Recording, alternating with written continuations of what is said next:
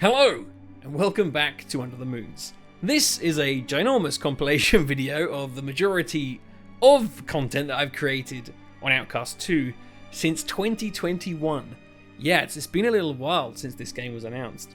I was feeling a little nostalgic the other day and started watching some of the very early videos, and well, I just thought it was kind of a nice little thing to do in the run-up to Outcast 2's release in a couple of days. So it's here, you can have it playing on the background, just enjoy it. It's full of everything, other than the trailer breakdown videos, they go on way too long. Have fun watching me subtly change weight, gain it and lose it. I think I've just gained it again. And all the difference of hairstyles, I guess. Yeah, and have fun with just hearing the Under the Moon's intro all the times. It got a bit annoying putting this video together. But anyway, have yourself a fun time, and yeah, can't wait to play the game. Alright, thanks for watching. Enjoy. Hello and welcome back to Under the Moons. There has been ripples in the lake known as Outcast. Ripples that seem to indicate the construction of a second lake just a few meters away. However, there's a very high construction fence around this second lake, so much so that it may not even be a lake, maybe just another coffee shop. But hold on, I have a few documents that were made public that indicate we might be able to throw our breadcrumbs to the ducks that may soon one day inhabit this lake. No, you haven't gone crazy. Yes, that was just a strange analogy to explain what the title of this video speculates. So before we take a dive at the evidence of a possible sequel to Outcast/Outcast Second Contact, let's step inside the boat named How We Got Here as we row deep into the lake named Outcast. Created by the Belgian company Appeal and published by Infogrames, the 1999 game comes out to great reviews and low sales numbers. However, a sequel is greenlit and goes into production, but starts to fall apart with publisher interference and is cancelled in 2001. Things go silent for over a decade. Until in 2013, the rights to Outcast are purchased by the three original heads of Appeal, and a Kickstarter to release the Outcast with a modern-day skin appears with a goal of $600,000. The Kickstarter wasn't reached, so Plan B was to re-release the original 1999 version of the game with a few updates to make sure Outcast 1.1 would work on modern-day PCs via Steam for a very accessible $5.99. Then, in 2016, it was announced that the graphical remake of Outcast was in production under French game publisher Big Ben Interactive. Outcast Second Contact was released on the 14th of November 2017, and from my knowledge didn't sell like hotcakes, maybe not even warm cakes. In fact, I'm not actually sure. The Steam numbers are all a bit weird, but the game was free with Xbox's Games with Gold. But after 2018, the waves on Lake Outcast died out. So that's where we're going to start, and let's just say a few exciting things have happened in the last 3 years. On the 28th of July 2018, on Appeal's Facebook page, a call went out for a gameplay programmer. Clearly, something was going on at Appeal beyond Second Contact, and indeed it was. The team were working on a party game based off of the Crystal Maze-esque TV show Fort Boyard, which has been going since 1990. And this successful series has had over 16 video games made since 1995, with Appeal's most recent version covering all major consoles. So this new job listing could very well be for this new edition, as the gameplay is a rather key part when it comes to a fun party game, which, as you can see, was full of all sorts of minigames. So was the excitement all for nothing beyond this party game? Well, not 4 months later, and a much more detailed job listing went up from Appeal. And some of these descriptions look rather, well, let's just say beyond what was required for a Fort Boyard party game. Environment and prop artist, concept artist, and a Houdini tech artist. In case you don't know, Houdini is very much not your average effects simulation program. One known to be used heavily for visuals. A program that also worked with the video game program Unreal Engine. And as you can see, this was clearly the preferred engine. Something beyond Boyard was going on, and speculation grew when the next post appeared. On the 9th of January 2019, a deal had gone down at Appeal. one that required not one, but 3 exclamation points. But for what and with who was locked behind an NDA. Until one day later, when the news spread that THQ Nordic had claimed the rights to Outcast from the 3 original creators who only just claimed the IP from Infogrames 6 years earlier. If they had signed a deal to pass Outcast to THQ, I'm gonna guess it was for a very good reason. With a cheeky update of their growing team and with the release of Fort Boyard in June 2019, Appeal started on something big. And with the release of their new website in July of the same year, it was confirmed that production had begun on Project S, with a cheeky picture of a wormhole, followed with this description. Project S is a very ambitious science fiction open world project that's currently in development. Release is still a few years out. And with that very revealing description, I am very confident in saying, I think even Ma would be able to connect the dots on this one. Science fiction, open world, a wormhole, Project sequel? But wait, didn't THQ Nordic own the rights to just Outcast? Wouldn't they be making the game and not Appeal? Well, here's what you see when you visit the webpage today. On the 11th of May 2021, for some reason, THQ Nordic acquired Appeal. Well, the question as to why was actually brought up in the shareholders live event for Embrace Group, who owns THQ Nordic. In a quick interview with Nordic CEO Clemens Kritzer, tells us why. Appeal Studios. The main reason why we acquired Appeal Studios is definitely Yves Collet, his team of leads as the entire development team in the studio, because those guys go always for the maximum possible. The confidence they have in Appeal CEO Yves Goulet and his team, spurred on by their experience to create something special, really speaks towards this Project S to be something special. And speaking of this confidential project, Clemens goes on to say, they will work in the future on memorable open world games. They started already. So they have 2 games in development. One is an internal project based on a THQ Nordic IP, where luckily Appeal Studios is extremely familiar with this IP, and the other project is for another publisher, so it's a third-party project. So yeah, can't wait to reveal the news about this game in development. A THQ Nordic IP that Appeal are very familiar with. Well, if we go into Appeal's history of released games, we can see we have 2 to choose from. And Fort Boyard? Well, come on, it's not Fort Boyard now, is it? And just a note, rather interestingly, this presentation does indeed explain a few things with this acquisition. The team at Appeal will retain all their positions, and the really exciting bit, the added benefit of joining THQ Nordic is partnering up enables the development of larger titles and better utilization of the studio's resources. So if this game truly is what we are all hoping it is, then the one thing we can be sure on is that if THQ Nordic and Appeal are creating a sequel to Outcast/Outcast Second Contact, it's being created by the original main developers, and they're under the wings of a company that not only has full confidence in them to make something special, but are there to make sure it can be achieved with time and resources. Are you guys as excited as I am for this? Now, disclaimer of course, I'm not saying Project S is a sequel to Outcast, I am merely using critical thinking with what's publicly out there.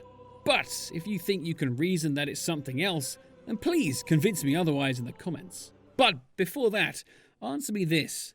In this image on their website, before the THQ Nordic acquisition, why do they have framed pictures of the artwork created for the cancelled original sequel, The Lost Paradise, on their office walls?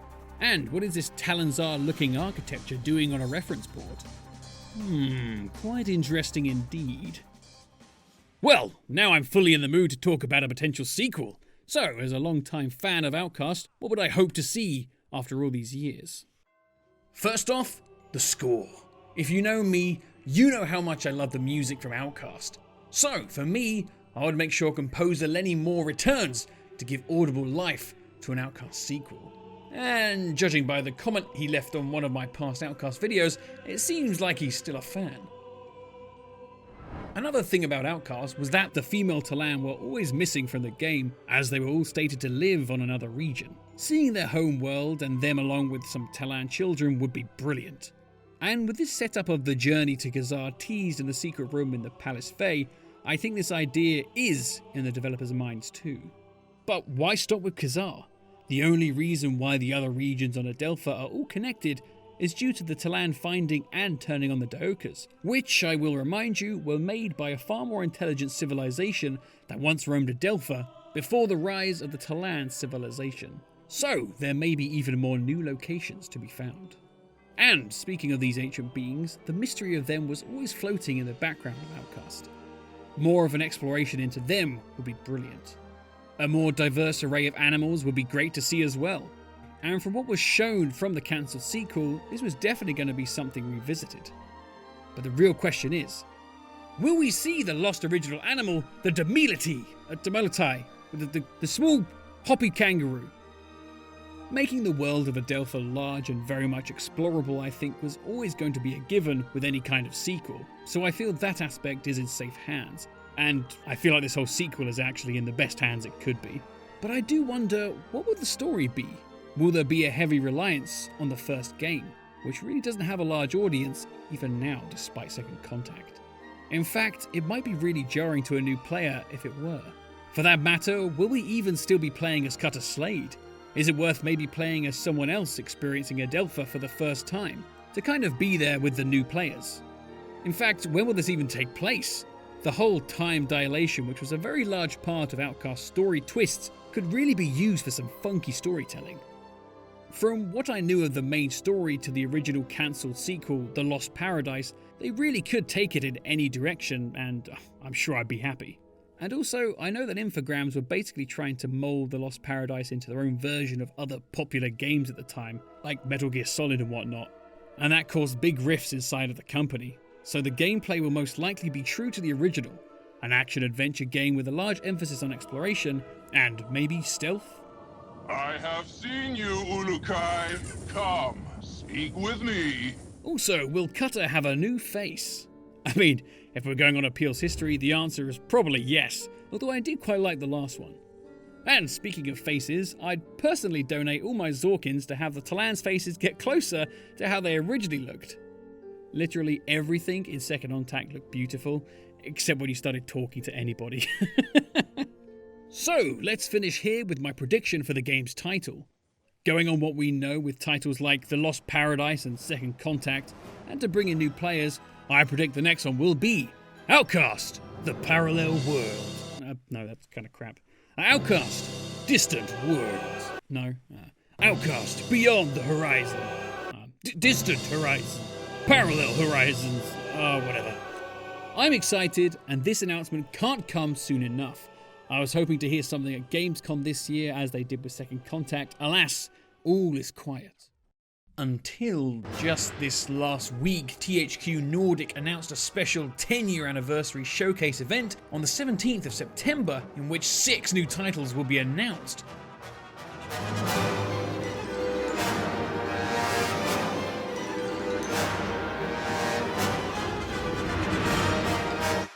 So, whatever Appeal has been working on since 2018, the question is, will we finally see what they've been constructing behind those tall fences? I want to hear from you. Are you excited to find out what Appeal has been working on? Does this THQ Nordic takeover scare you? And what would your sequel to Outcast look like? Let's converse in the comments below. So until the next upload, thank you all for watching, and I'll see you next time Under the Moons. See you later.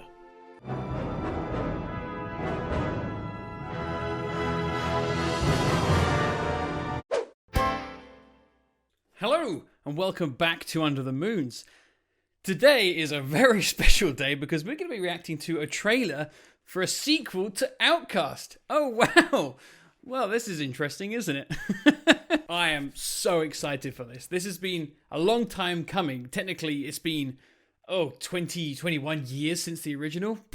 So let's just get on with this. So this will be a reaction to the announcement trailer, and then there'll be another video reacting to the gameplay trailer. So without further ado, let's just jump into it and see what we've got installed. All right. Okay. THQ Nordic and Appeal Studios presents. This is already way more epic than I thought it would be. Oh! Ever since the ancients left us, and as far as the moons remember, Adelpha has been under Atalan's care. Oh my god. Holy hell, guys. We are the keepers of all Yod's creations. Oh dang, it's the women! We are home. What the hell, guys? Renounce false prophecies and give faith to our makers. Oh dang, it's Kata. Oh dang. If the Yods can't save us, no one will. Oh wow. Proper against previous prophecies. This is bonkers. What the hell? Oh! This is blow my expectations away. What the actual hell? Whoa, is that a robot? Yeah. Oh my god.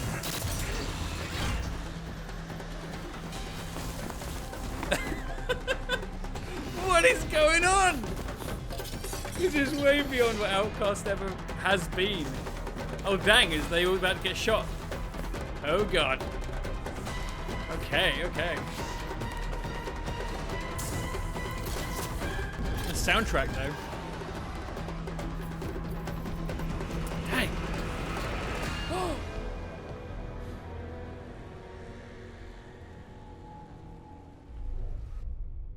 Outcast 2: A New Beginning.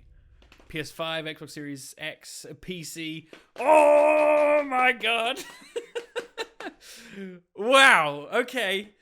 Holy moly. That is wow. Oh my god, I'm so excited. Oh man.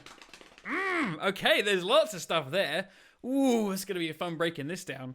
So, there we go. Oh my god, I'm so excited. Cutter looks interestingly, he looks kind of like, I know he was supposed to be getting on in his age. They've kind of stayed that, but he kind of looks a bit like a dad has kind of like gone on for a little adventure. See you later, wife. See you later, kids. I'm gonna go off to Adelpha and just save some guys. But so that looked like I saw female Talan, male Talans, and they looked like they were partying, have a good time, some grinding in there. Very European. I think that might have been the festival they have when they hop over and make babies, basically. Anyway, but yeah, someone destroyed them, so there's clearly an antagonist there. We've got some robots, so is this going to be like aliens, other humans? So, ooh. Anyway, let's go over to the next trailer. Oh, I'm so excited. Let's go over to the next trailer, and hopefully some answers will be answered. Some questions will be answered. Whatever, I'm so excited. All right, thank you for watching. I've been Adam. I'll see you next time Under the Moons, which is the next video, so I'll see you there. All right. Oh my god! Hello, welcome back to Under the Moons. Oh, I recognize you. I saw you in the last video. Alright, so let's just jump right into it. We know what we're doing. We are now watching the gameplay trailer, I believe. Let's just go. Let's just jump right into this. I'm so excited from what we just saw in that last one. Oh my goodness. Alright, let's go. Alright, reaction, let's go. Next trailer. Alright.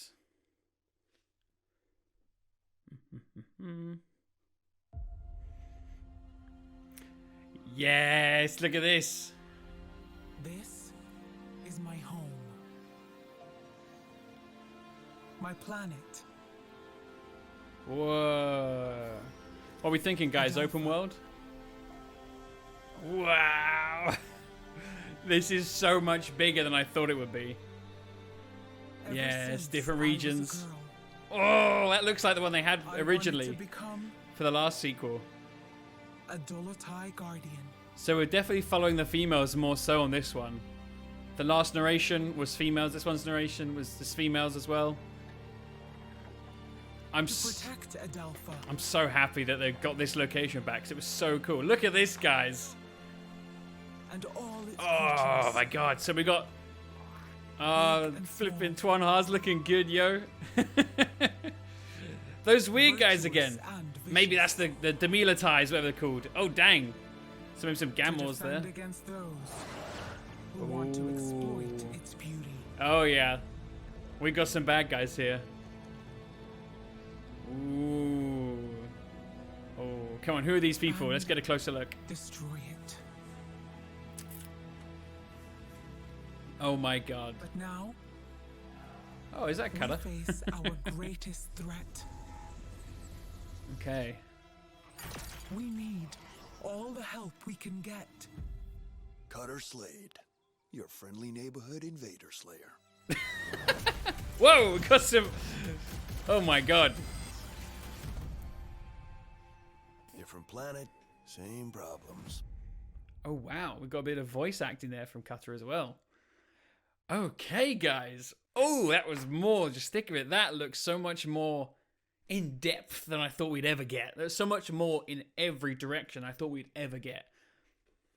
This is crazy. The fact this is actually coming out. This is actually a thing. Well, this has made my day. This has made my week. Wow. Brilliant. I'm speechless. I'm speechless. I'm now going to dive in and start dissecting these things for a trailer breakdown or two, because what a journey, eh? What a journey Appeal has been on to get to this point. I'm so happy for them. The first game came out and it was actually an okay success on the PC and whatnot. 400,000 plus copies in Europe only. On a PC in 1999, pretty good, but the sequel stopped that momentum when it got cancelled, and it was such a shame. But all these years later, we're flipping back somehow. What the hell? It's so cool. And we've got this huge looking game in comparison to the last one. This is bonkers. I think at least 3 regions. Maybe it was just bigger maps of one region, the swampy kind of area. And then there was the desert biome or mountainous desert biomes. Desert Spires, I think I called them. Sakot, I think they were called in the original cancel sequel. I might be wrong. But wow, yeah. All right. Thank you all for watching. I've been Adam. Stick around. There's going to be some trailer breakdowns in a bit. And yeah, thank you all for watching. Let me know in the comments. Are you excited? What do you think? What do you think of Cutter and his new face and his new voice? I had a very big, connection to the old voice. It was sort of a good sarky thing. And that was a bit more like a trailer kind of voice, wasn't it? So yeah, I guess the face will grow on me. I guess it's going to have to. But we shall see. We shall see. Thank you all for watching. And I'll see you next time under the moons. Flipping awesome. Bye. Hello and welcome back to Under the Moons. In this episode, we dive into the map of the world we'll be exploring in Outcast 2, A New Beginning. So, where did this map come from? Well, it seems like it was used as a backdrop as part of the game's description page on the website. Quick look through the site's files, a cheeky download, and duplicating it into Photoshop to get full opacity, and here we are. What we have is a fascinating continent full of several biomes with lots of land and settlements dotted around the map, along with several viewpoints that set the imagination off into wondering what lies under the canopy or at the top of the highest peak of the mountain. It's probably worth noting that this isn't the final map of the game. As you can see, this was mocked up using a few elements from everyone's favourite tourism site Google Maps and artistic talent. So, let's take a good look at what we have in comparison to the first game. In Outcast, we had 6 regions, each based on a biome type connected to one another through the system of travel rings, the Daokas. But with Outcast 2, it seems like we have a single location to explore, one giant map, as opposed to 6. And with this one, we can see the biomes merge from one to the other. So with that, let's break down each location by biome. First of all, we have the biggest one in my opinion, which is the canopy, shown by its rich, brighter greens. The forest, which has more spread out trees. The marsh area, found in the lower parts of the map, leading into the canopy. The grassy plains that extend between the trees. The tall mountains found in the north. Coastal areas with its sandy beaches and cool blue waters. The desert dunes that lead into the towering spires in the Mesa area. And the islands. Now, these are just my own allocated tags just to help us break it down. I don't think each area will be its own region in the full game. In fact, will this large landmass be a single region like in the original Outcast? Well, I think it's going to be a bit of both. we can break down the map into 3 or maybe 4 main areas. We have the right-hand side, the higher mountains of the top left, and the areas below. And then we have the central island, which, well, let's just cut to the chase. This island is clearly Khazar, the location of all those swingers. So, is Khazar the name of the city or the region? And this goes with the right-hand side area. We know the Desert Spires are called Sar, but again, is that the region name or the city name? I ask this as this was the case in Outcast. We had the city of Okriana inside of the region of Talanzar, or the city of Sayana in Okasankar. Something to think about, that's for sure. And one with an answer we'll come back to in a short while. Right, let's have a look at the map in a broader sense and see what we can see. With this mess of annotations, I focused more on the settlements and large structures dotted around the map. Possible temples, coastal towns, enemy bases. Well, this was a first draft of scribbles, that's for sure. With the release of some images and the titles of said images when downloaded, we can start to form a greater depth of understanding this map and its locations. As you can see, I've joined up each image to the speculative location, and we can do one more. Using the images and the map itself, we can get a bit of elevation.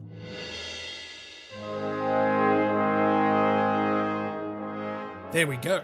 So this is all just to help us get an idea of the landscape's typography and a scattering of buildings. Let's have a look at our first location, Khazar, the island at the heart of the map and at the heart of many male Taland. Ooh, steady on.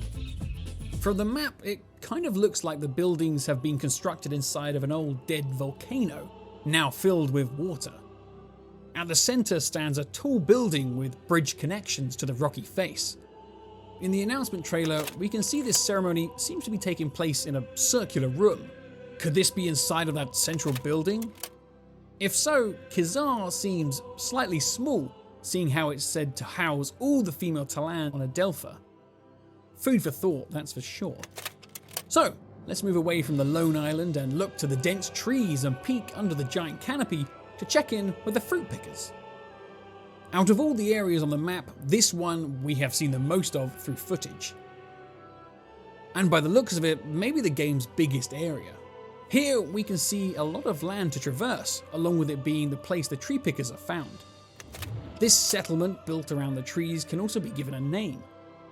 Thanks to the naming of this image file we can download off their website, Ema seems to be the locals' name for it. If we head deeper into the forest, we can find a rather large temple that I think may be where we saw Cutter transport into. In fact, taking a look at the images supplied, we can see that these are indeed the same place, based on a few landmarks. Rather interestingly, the titles of these image files are Temple 1 and Temple 2, but the reason why I think this is the same temple and not two different ones is that the temples aren't named numerically, as one image is called Wind Temple, so it seems we are returning to the temples named after the essence elements, Fae, Elui, Gandar, and Ka, just like the ones we could find around Shamazar. Now, if the Wind Temple name has been taken, that leaves Fire, Water, and Earth. So, which one is Temple 1 and 2? Or is this simply an additional temple? Cutter's arrival there might hint at it being a special place. Before we move on from the canopy, let's go for some speculation. In the gameplay trailer, we see this swamp for just a second. Looking at the map, I'm wondering if it could be this collection of buildings around the water seen through the canopy. We can even follow the river out from the trees and into the ocean. What do you guys think? Let's move on to the right a little bit and talk about the plains. There's nothing much really here. I think this is the location of those Twanha riders and their village of possible Riss farmers. We can also see the mountain in the background, which I'm guessing is, well, the massive mountain which roughly places the village here. Or maybe I had the perspective wrong, and we're actually looking to the south. Now, how about this structure down here? I've placed the image labelled Wind Temple here, as the trees match that of the other areas, or at least the art style. The other main area with trees is the mountain, and they all seem to be more pine-based. So it seems more likely it would be down around the canopy area. and it kind of looks like it's surrounded by its own mini forest, big enough to hide a temple on the hill. I can't really tell much about this temple other than its tower and path winding towards it, which we can actually see on the map. And just below the Wind Temple is this very small building which kind of looks like it's got its own little docks, possibly an enemy base. Let's move on to the next possible temple, the only one that seems to be built over water. So yeah, I'm going to call this the Elwi Temple. At first I thought these might be the enemy bases, as it does look quite industrial. But when the link to the element temples reappearing, the number of them on the map made sense for them to be, yeah, the elements. North of the Water Temple, we can see this little cliff town that reminds me of a very early image in the original Outcast sequel that was canned. This location was originally inside of a region called Ganzar that resembled this area of the map. Will this name reappear? And what kind of industry will be behind this town? Or could it be the ruins of an old town? Maybe one destroyed by the WFA invading force? Yes, that's right, invading. In my last video I noticed Cutter's backpack had that label on, WFA. But I missed something so key that I've kicked myself ever since. You can actually find that label on the drones too, so that really throws a spanner in the works. Now, let's grab ourselves a Talan Sherpa and head off to the mountains to visit this destroyed library / observatory / who knows. Maybe something left over by the ancients, those who once dominated Adelpha, created the Dokas and then bounced or something. I say this as the architecture doesn't really seem to match the Talan's more basic structures. From the images we can see it was destroyed or hit by something large, based on what looks like a path of destruction. Inside hangs a large sphere with several smaller ones, almost like a replica of Adelpha and its moons. Or something else maybe, as there's loads of spheres, so yeah, maybe not. Truly, this place was one of knowledge. And thanks to the file name once more on this image, we know it's called Procreana. This image also shows off those mountain pines I was talking about. And if you look closely, you can see a few more buildings, meaning Procreana isn't just a library. Also, there's a very nice waterfall over there. Climbing to the highest peak of the game and deploying our wingsuit, we end up in this coastal town. However, is this image of a fishing town for this location? Or this one? Well, going on the tree line seen in the background, I have to go with this one, as the North Coastal Village seems to be more of a land bridge between the two halves of the map. Although, I am very interested in this tall pier that ends on some dome-capped building. Very interesting. I wonder what purpose this will have. Now, let's pick up where we started. Sa! I had to give that a bit of emphasis because there's an exclamation mark in the script there. Anyway, let's start off with this desert-looking area. One that seems to be hiding another temple. I'm going to take a guess and say this is the Fire Temple, Fae. Why? Because deserts are hot. Yep, that's how deep this deep dive is going. The area just below the temple does interest me though. It reminds me of those volcanic hot springs you can find in places like Yellowstone Park and Iceland. Moving on, we see some lingering trees along with some rather interesting, what kind of looks like ruins. Well, maybe a temple-like structure or something. Right, finally, let's take a look towards those spires and the city that lays upon them, called Desan. The more I see of this location, the bigger it seems to be. From the release screenshots, we can see all sorts of additional areas like this circular room and a very large statue of what seems to be a Shamars Talan. The Shamars being the faith leaders and healers of the Talan race. Desan seems to be quite the religious centre. There's even some Nepalese-style prayer flags everywhere. But in terms of age, this looks like one that's maybe not been around for too long, as we can see it continues to be built in every direction. There truly is so much going on here, and I really can't wait to explore all the nook and crannies that Desan has to offer. Rather interestingly, on the map it seems as there's some locations that don't seem to be connected to the main area of Desan. A lone building hangs from this spire. Could this be a large enemy installment? Or a place reserved for truly enlightened Talan? Speaking of places detached from Desan, we seem to have a few buildings on the ground. I wonder if this is the entryway to Desan via lift. A lift for large import and exports that maybe couldn't quite fit through the Dokas. We can actually see a pathway leading to and from this area. And if we get creative for a second, I could easily see this little beach here working as a dock for boats, carrying stuff from the coastal towns in Kazar. There's probably a good few more things I could get into with Sar and its city of Desan, but if I ever wanted to get this video out, I'd best move along to the last part of the map, the islands. We have 2, well 4 if you want to be more accurate, just below Sar. There's literally nothing to take away from here. Only that we'll be seeing some of the spires over more landscape, in a more greener looking one here. I wonder if this is like a recreation of that area we saw a lot of in the cancelled sequel. And the final island all the way over here. Okay, I'm going to guess it's going to be one of these 3 things. 1. A Ventilope training ground. Yeah, I still feel a bit cheated that we didn't see any Ventilopes training, doing, squats or pumping iron after the gate in Shamazar went down. 2. A Gorgor. Come on, that dinosaur was pretty cool. That's got to come back. 3. A cool sci-fi thing that was made by the ancients and has been broken for years. Yeah, I think I have that in the bag. Right, okay. One last topic before we go. The Dokas, the travel rings. We have one in Desan. Another in the coastal town. One at the Wind Temple. And I'm going to hazard a guess there'll probably be one at each temple. I think there's going to be one at the entrance to Procreana, but we're going to have to activate it. I don't think Kazar will have one, otherwise why do the Meltalans have to take a boat there? Maybe one in the plains? And then another one somewhere for the fruit pickers and Emia. And maybe this coastal town will have one too. So there we go. This has been my breakdown of the map we'll be exploring in Outcast 2, A New Beginning. Well, what areas do you think I got wrong? Is there anything I didn't cover?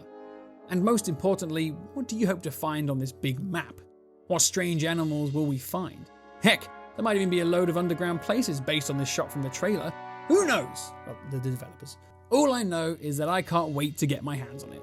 So for all things Outcast and more, make sure you hit the subscribe button and the bell so you don't miss an upload. Thanks all for watching, and I'll see you next time Under the Moons. See you later.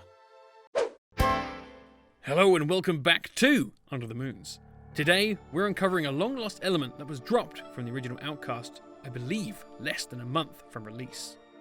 One that knowledge has been kept to a small group. But why? Well, from some leaked secret information, it seems like this drop feature will be seeing its way into Outcast 2, A New Beginning. So, what is this lost content? Well, let's start where how I came across this. Recently, I purchased 2 physical releases of the original Outcast. One was the European Boxed Edition, a fun blast from the past with how PC games used to come packaged. The other was a 3-disc special edition. However, this 3rd disc didn't look like the other 2. For a moment I thought I'd been conned, but my curiosity got the better of me, so I placed it into my external disk drive and nothing. But there were files. Navigating through several .tar and .gz files, I was able to extract this zip folder titled Outcast_V0.9. Inside seemed to be the exact content you'd find in the original disc, but this folder was 2.1 gigabytes large, far larger than the install size of the original game, a clear sign of an earlier version of Outcast. I compared this file to the other version I had. Well, there's one folder that seems to be larger than its counterpart, one labelled Twanha. Here we can find the usual stuff, like the running code, controlling the Twanha code, following Gi code and the rest. But there's an additional folder. It's labelled Twan Hats. It's here we learned that in the original Outcast, Twanhas were to be given hats to wear. More than one it seems by the look of this artwork that was found in the folder. Merchant hats, animal hats, wrist farmer hats. But it goes deeper. I found some .text files that hold the original code. And inside, I found commands for 150 Zorkins for a certain hat, and 500 Zorkins for another. I always wondered why after buying all the guns and tech upgrades in the game, there were so many Zorkins I could still collect. Well, now we know why. A whole industry was cut out. This made me think, was there also an original Twan Hat merchant taken out of the game too? And would you believe it, I found him along with all his dialogue files. Come get your Twan hats. Jag Twan har väl lite att säga nu. Jo, hej, ik mumma. I no longer have any more hats, Ulukai. Have you checked my brother's stand in Motozar? This hat is made from the remains of Kotsa nectar. Zort you, Ulukai! Zort you and your Twanha to Bar Afar Ka! Hello, I am his brother from Motozar. This discovery had been hidden for years, and only now has it been revealed. I then wondered if Outcast 2, A New Beginning, would jump back on this idea. Well, I presented my findings to my informant, Mr. E, a key figure at the studio, and this was the message I got. So, there I was, back in the Outcast 2's website code, scrolling through any images I missed last time. And suddenly, at exactly 3:27 PM, I found the image I was looking for. It was a replica of another piece of art found on the website, but this time, the Twanhas were wearing hats! At first, I thought this one just had scribbles on it, an artistic flair, if you will. But then I realised I was looking at the Talan language, Agazok. But what did it say? Well, who better to ask than the man developing the language for the sequel, my good friend over at Planet Adelpha, Fabian. Straight away he came back with the answer, which I've taken and placed over the original image for all of us to see.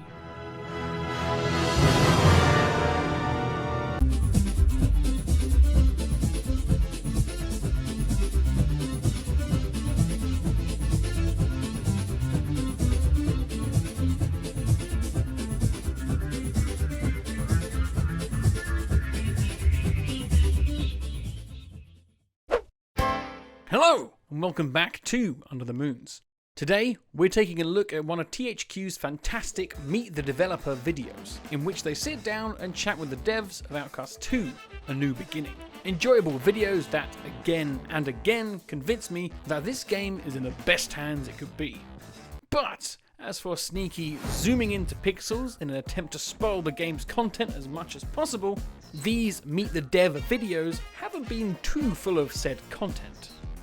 We've had some fantastic animated concept art, and have been given snippets of Lenny Moore's new soundtrack as it plays in the background. All great stuff, which adds to the excitement built by each new video. But with the last one, there's a few things that may have revealed more than they wanted, and I'm not talking about those cheeky Talan buns. No! In this video, we learn the names of 3 new locations along with the confirmation of something I pondered on in one of my trailer reaction videos. So, without further ado, let's take a look at some new gameplay footage and more. The first clip from episode 3 of Meet the Devs is one of the developers working on the game. Unfortunately, the screen is out of focus just enough to not properly be able to make out any words. Well, I mean, if you want to take a crack at it, be my guest, but I'm more interested in the visuals. Doing some image manipulation and tracking, we can sort of take a closer look at what's going on. Looks like we have some live gameplay running with a HUD and everything. The basic HUD we will be covering later as we get a much better look at it. But there is an additional box here that seems to have a Talan's head in. Could this be some info on who you've got to find? Maybe a visual aid for when a Talan's talking to you over your headset. I mean, there does seem to be some subtitles at the bottom of the screen. Location-wise, we seem to be in maybe a communal area, a place for Talan to sit and eat. It's rather hard to make out, but this does seem to be amongst the trees, but I hold back on saying it's in the canopy location of Ema. This may be in the farmlands, which we don't seem to have a name for yet. Also, I'm noticing large barrels. These look like ones that would contain a type of alcoholic drink. In Outcast, you could get your hands on some bottles of Lappy, a drink known to make Talan sleepy when drunk too much. So, we know a sort of alcoholic drink does already exist in Adelpha, so the concept works. Elsewhere on the screen, we have a Talan with a crazy headpiece and fancy getup. I wonder what role this chap has. Maybe a leader of the area. He's looking a bit too fancy to be a Shamaz, the faith leaders and healers of Adelpha. Other than a small clip of Cutter, there's not too much else we can take from this. Moving on, we have a few clips of what seems to be water simulation. I'm not too clued up with the Unreal Engine, but for some of these clips, it kinda looks like we're looking at waves. The files are called Fish Shoal 1, so the points may have to do with fish population, each one acting as one fish, all bunched together. Exactly like a shoal of fish. Life could be a dream. We then have a shot of where this fish shoal sim is taking place, around a couple of rocks. I wonder if each coloured point refers to a different fish asset. People with Unreal Engine experience, please comment down below. Next up, we get a nice shot of some gun textures, and some cool tech to allow you to easily place decals. The gun itself looks like an automatic weapon. In Outcast, the only automatic weapon was the Uza SH-1, so this gun could be one of that family. Or something completely different. In terms of names, the closest thing I could see was a texture called T800 Metal. I think that might be just the name of the texture and nothing else. Speaking of texture names, we have a whole bunch of stuff at the bottom. For the most part, it's just metals and other materials, but there's a few labelled Human, all resembling a lighter tone, and one called Human FE, maybe Human Female. The texture does seem to display a face, with maybe the front of the hairstyle with a front parting. Who could this mysterious lady be? In the original Outcast and the re-release of Outcast, Marion was the only female human, but her skin tone does not match that of the texture. There's another texture called Calf. Maybe relating to a cow animal analogue. Next, we cut to an arrow having been stamped onto the gun, with a selection of many more below. Yet on having a look, there's nothing substantial to call out. Now, how about something juicy? We have a nice clip of a waving, naked Talan after being placed into the world. And we get a nice quick look at the world around him, fully placing him in the region we saw those Twanha riders from the gameplay trailer. We can see some placeholder Talans, along with a bunch of other game engine stuff that's not worth breaking down. I like these placeholders, like something a Talan would carve. The land in front of our modest Talan is littered with fields of all sorts, along with a few huts, and what may be some creatures, most likely Twanhas, in a paddock. It's quite hard to see much more than that with all the game engine stuff in the way, so let's move on, but not to the next clip, no, the surrounding UI of the program, as there are some big reveals here. In the bottom left hand corner, we have some folders full of character assets. From the top, we can see Dolotai Guardians, then Dolotai Shrines. Usually, a shrine is a constructed statue, building or more that is deemed a holy place. This could be what this means, but it's interesting that it's in a Talan folder full of character models, so maybe a shrine is a type of Dolotai role. Next, we have female villagers, 1 to 3. That's very interesting. Does this mean we'll be seeing female Talans outside of Khazar? Or is Khazar possibly seen as a village? And following on from this, we see a folder named Kid. Is this the proof that Child Talan will be appearing in the game? Maybe. Or maybe Kid is the name of something completely different. We then have some familiar location names. Disan, the desert region. Ima, the large canopy. Khazar, the place where all the female and child Talan are said to live. And Procreana, the place of the destroyed library of a possible ancient's creation. But there's a few more that we haven't heard of. Bidda, Palana, and Sapa. I feel very silly saying those names. Well, this is very interesting. I wonder what locations fit the name. And well, I may be able to tick one off right here. The location we see now, the farming area, may be Bidda. Bidar? They might say Bidar. Over here we see the tag Village Bidar Talan, and once again below, Bidar appears. So, that's another location we can finally give a name to. Quickly going back to the file names, we have one more interesting folder. Ghost Materials. I wonder if this is as literal as it sounds. We know the essence of a dead Talan can visit its loved ones before it departs, so could we be possibly diving into this concept a little more? We then get a clip of a second naked Talan fisting a hard one. a hard wooden surface. And now we come to the new gameplay clips of Cutter walking around Bidar. And as promised, let's take a look at the HUD. And please do remember, this is alpha footage, so anything you see here could change, and that's perfectly fine.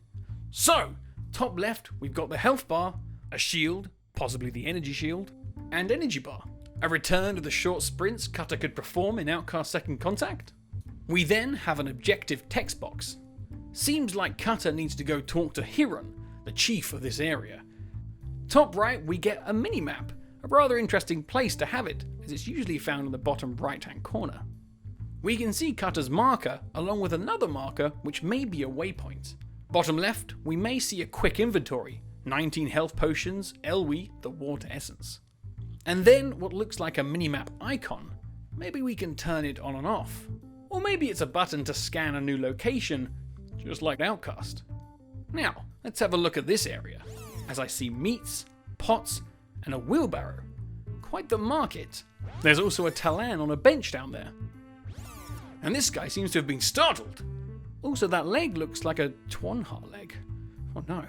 As Cutter walks into the light, we see some raised crops and a wall to the left. Using the footage from before and its long vistas, I couldn't place this area, so I really feel like the farming lands of Bidar will be nice and big. And onto our last shot. Cutter walks to what looks like the outskirts of Bidar with a rather ominous looking red beam in the distance. There's not much we can see of it here, so we'll move on. Otherwise I'll just start speculating a bunch. It's a mining operation. Someone's installed a sack. The essence of a maybe it's just a big hole someone put in the ground. At the start of the clip, we can see an orb above a very differently dressed Talan. My guess is this is Hiron, with the orb being a waypoint helping us to find him. What's your thoughts on this? I always loved having to ask the other Talan who was who to then be pointed in the right direction. In Second Contact, they did update this to have markers and info over Talan, so it wouldn't take so long to find a specific resident. But I really did like the original method, as you were on an alien world not knowing who was who, or what was what. But yeah, Hiron, sporting a very nice fur coat. Beyond these observations, we just have these beautiful, lush-looking locations which I really, really can't wait to explore. Appeal, you guys are all so talented. The world and its inhabitants look incredible. And that is the end of the video. But I have one lingering question. What location is Palana and Sapa?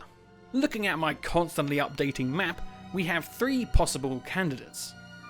But I think what I once thought was Ganzar could just be encapsulated into Procreana, so maybe it's between these 2 coastal towns. So, what do you think? Which one is Palana and which one is Sapa? Let me know in the comments below. Also, did you see anything I missed? Again, just let me know. And if you want to see if I did miss anything, go check out the Outcast 2 Discord. There's a lot of clever chaps in there with razor sharp eyes and Outcast knowledge too. I try and keep my discoveries to what I find, but they may have found more over there. So, go say hi. Thank you all for watching, and I hope you've been enjoying these Meet the Developer videos much as I have. Also, don't forget to subscribe and watch Planet Adelpha's videos for more behind the scenes stuff on Outcast 2, along with a great interview with series composer Lenny Moore. So, until the next Outcast 2 drop, I will see you next time under the moons. See you later. Hello, and welcome back to Under the Moons. Today, we're reacting to the 3rd Outcast 2 A New Beginning trailer. That's right, I've got it right in front of me, ready to react to it. So why don't we just jump into it? I have no idea what this is going to be. I imagine it's going to be more of a gameplay trailer, more sort of in-game graphics. Let's just see. Let's just go with it. So here we are. I'm about to click. 3, 2, 1. Starting off strong. Nice, nice.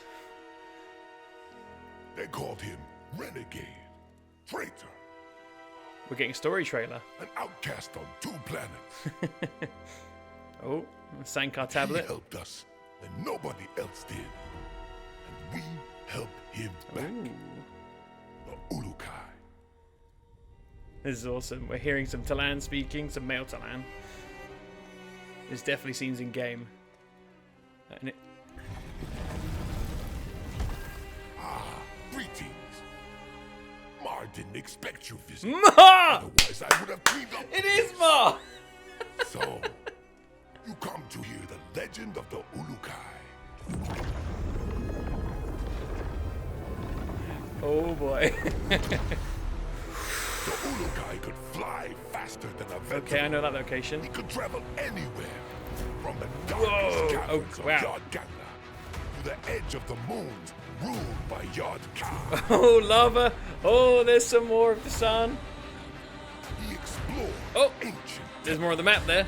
unseen for 1,000 cycles. Oh my god, I can't. Their powerful mysteries. Nazota. Amanor. Nika. That's more like it. I wasn't even focusing then. Oh my goodness. His weapons were as much a part of him as your fingers. My There's so nose. much going on. His aim was razor sharp. Shield. This is a terrible reaction. Fighting is half the battle. Oh, that looks 10 times better. When saving a planet, Mar knows that a true hero must Cut is looking also much gain better. the trust of its people. Do you want to know more? Yes, please. Have a look. I would like to know more. Mar provides a tour for a very reasonable price. Hey! It's bringing back the old concept art there of the sand thing. There we go. Oh my goodness. There is so much going on there. Oh god, it's going to take me forever to do a breakdown. Like that. I'm so tired. I'd just gone back from Scotland. It was a 10-hour journey and I'm so tired. But I am so pumped for that. That is amazing. So we got to see Mar. We got to see so many locations. More of the combat. More of the weapon modifications going on there as well. Just so much more. Wow. Brilliant. I'm really excited for this. Leave in the comments below what you liked about that trailer. Flipping fantastic. There was so much going on there. I feel like I could take in the last ones just about, but this was so much going on. Wow. There were some shots that looked a bit empty, but I feel like it was a trailer that was focusing more on certain aspects. When I say empty, I mean just sort of when he was fighting the robots, there's quite large open landscapes, which of course is an open world game is going to be, so that's probably fine. It's just something I noticed off the top of my head, but what I did notice was more robots, more creepy crawly robots, far more diverse looks at several locations that we've already jumped into, especially in the last video. Bidder, still seen more. The water wheel I saw there that we'd seen in the gameplay announcement trailer, if that's what that one was called. Wow, there's so much more, and we saw a bit of the map there, the actual in-game map, which still looks similar to what we got, but I'll be comparing the two, that's for sure. Anyway, wow. Thank you all for watching, guys. Yeah, let me know what you thought of that trailer. What did you think of Cutter's new face? Yep, that's right. It's changed.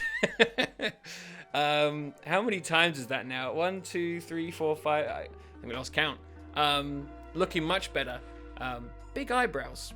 Big eyebrows. And, I'm not someone who notices eyebrows that much because I don't actually have much eyebrows myself. But there were some big caterpillars on him. Anyway, let me know what you think of Cutter's new face. What do you think of seeing the return of Mar? Which is interesting, which means that the gap in time between the last game and this game hasn't been as long as some have speculated. Some were thinking, could it be 1,000 years? Could it be hundreds? But it seems not as long. Maybe time has kind of passed in an alternative way, maybe. But Mar, looking much better, looking definitely older, a bit more, what's the right word? English good. I don't know, my brain is fried, I'm so tired. But I'm so happy to finally watch that. That's great. So, thank you all for watching. I've said it 1,000 times, let me know what you think in the comments. Subscribe, please share the video. I am so looking forward to playing this game. So, until then, I'll see you next time Under the Moons. See you later. Hello, and welcome back to Under the Moons, and I've just had a rather busy weekend. So, as some of you may know, I recently ventured to Cologne, Germany to attend Gamescom, in which Outcast 2 was being shown off, and had an exclusive demo just to be played there, all encapsulated inside of a 2-story Outcast-themed booth.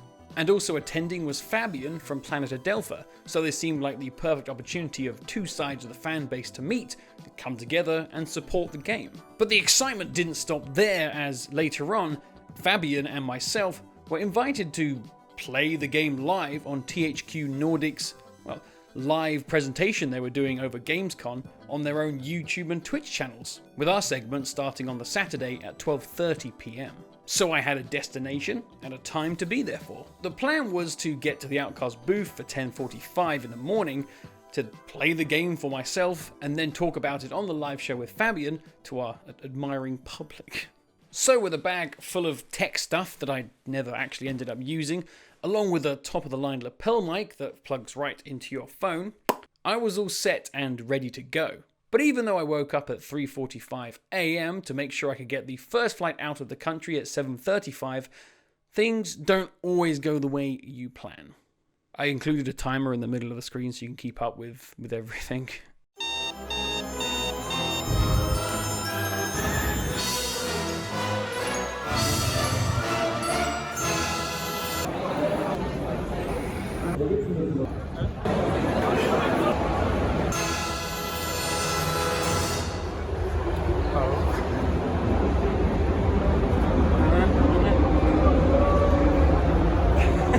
There he is!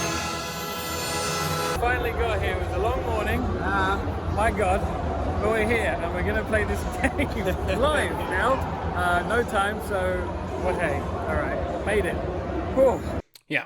A little later than I wanted. This stupid expo was laid out so badly that it took 20 minutes for me just to go from the entrance, which wasn't even the right entrance, all the way to Hall 8. So, no time to play the game on my own, but going on the live stream with that being my first interaction with the demo had a kind of a nice ring to it. But we still had a little bit of time before then, so I grabbed my top-of-the-line lapel mic that plugs directly into my phone. Top-of-the-line piece of crap. I thought it was time to do some reporting. Hello, and welcome to Gamescom. I'm actually here, and in front of the Daruka, the Outcast 2 booth. Isn't that crazy? After all these years, it finally made it. So we're going to be having a look in there as much as we can later on. But the gameplay is sealed, so we can't record that. We've got some nice B-roll footage that we will play over it. First up, I'm going to be going live to the THQ Nordic live studio up there. So that's pretty well. Me and Fab are going to be going there and representing Outcast fans from 1999 onwards.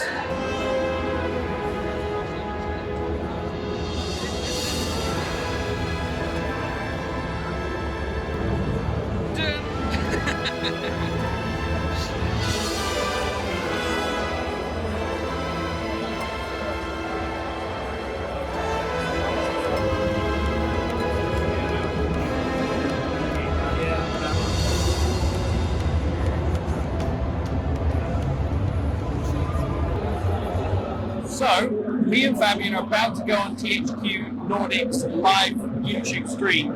We're in the lobby waiting room at the moment. In fact, there we go. Oh, hey! Are we VIPs? Yeah. So we're going to have a debriefing 15 minutes before, and then it'll be live. But even after that, we still had a little bit of time, and so Fabian reveals to me that he's got a little surprise for me. Okay, now you can see your surprise.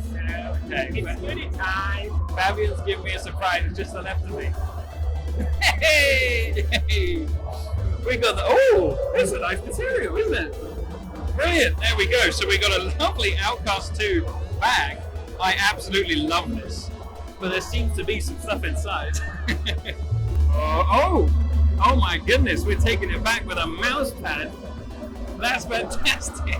I haven't had a proper mouse pad in years. Oh! We got a lovely Outcast 2 t-shirt. And he guessed my size. How did they do that? It's so large. Thanks again, Fabian. Very much appreciated. So with the littlest time left, we made our way to the live booth.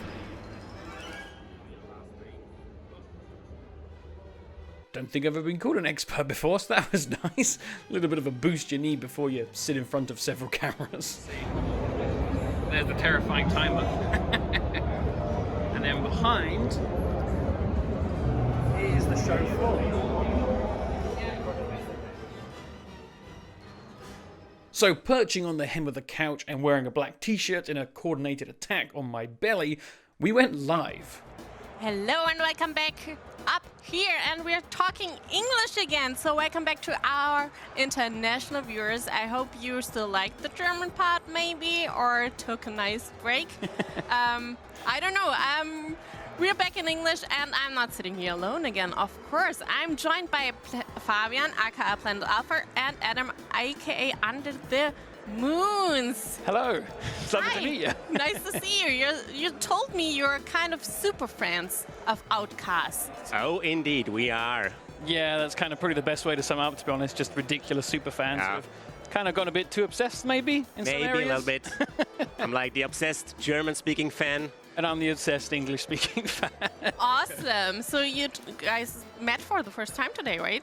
Yeah, so we've been in touch just online since 15, about Yes. that. And back and forth, of course, Outcast content. And yeah, suddenly it was like, well, let's meet up at Gamescom. This is a big moment for this franchise and for the fan base. And yeah, so here we are. Here we are. Very lucky to be invited by you. Yeah, thanks for coming, stepping by all the way from the UK. It's Shucks. crazy. I mean, I expect a lot from you since you're super fans. So I'm really excited to learn about the game from you. I mean, should we just take a peek? Yes, let's Go for it. This is the first time dive I've right seen in. it, so this is really exciting for me. This is pretty bonkers already. So such a massive upgrade from what came out in 1999, you can imagine. So I'm seeing like several different types of robots, which I'm guessing Yes. we've got kind of this progressing tougher enemy as you go. Oh wow, here we go. That's kind of Hang on, one way of the environment, so let's get out into Yeah, the I real wanna game now. see this. Uh-oh.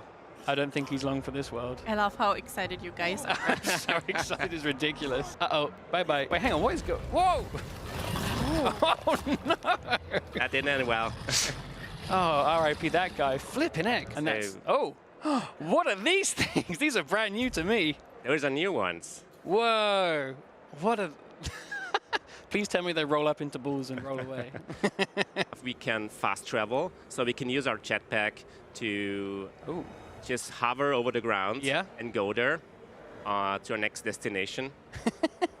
It's like tobogganing, but in the air, Yeah. on your belly. It's like how penguins go down a hill, but up instead. In this game, you can talk to everyone, like, Oh, we couldn't ask if he was okay. He looked a bit sad then.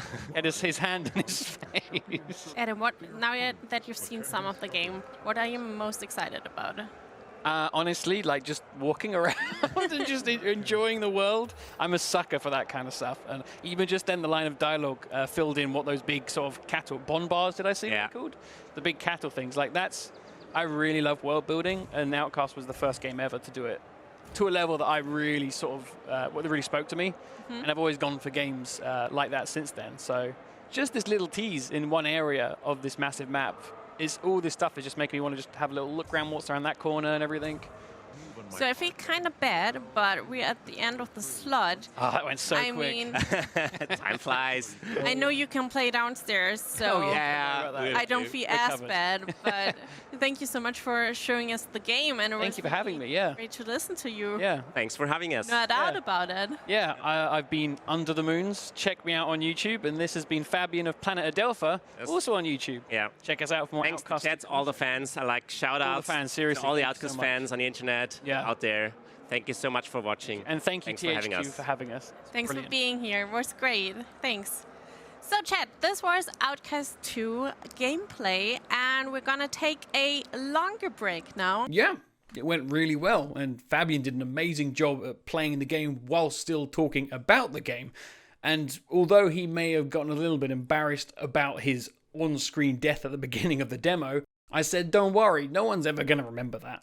Yesterday someone on stream here died during that first encounter with the robots. But now it was my time to play the demo, and even though we couldn't film our screen, sadly, I just put on my lapel mic, the top of the range one that plugs right into your phone, plopped it on rather low because I was worried at how much feedback it was getting before, and started to take notes, and I got... This lapel mic was not up to the task at all. Most of these points would have just spawned out patches.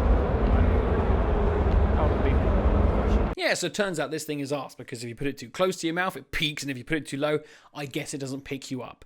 So, hey, I'll let Adam reporting on the screen take it from here then. So, there we go. I played some Outcast finally after all these years, got my hands on it, and yeah, I'm really impressed with the world, which I feel like that was the one thing we knew they would get right and we'd have to worry about. Secondly, how Cutter moves is bonkers. It's exactly kind of what I was talking about when I said getting used to a system like the Just Cause series. That's really exciting. There's a few things that I think they can improve, like its human jump. I would be out of shot if I replicated it, and that was the main one. And it's still an alpha as well, so there's still lots of little things that can be done. And yeah, for the first thing that's available to play for the public though, really stable, really impressive, and I can't wait for more really. And it's really cool to see it here. It seems like a lot of people are enjoying it. And now I'm going to have a look around the rest of the THQ booth to see what they've got. Hey.